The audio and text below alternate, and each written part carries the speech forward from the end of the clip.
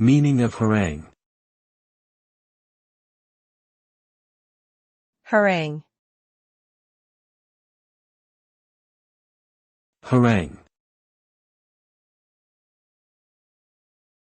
Harangue. Harangue. The term harangue refers to a long and passionate speech or lecture, often delivered in a forceful and aggressive manner.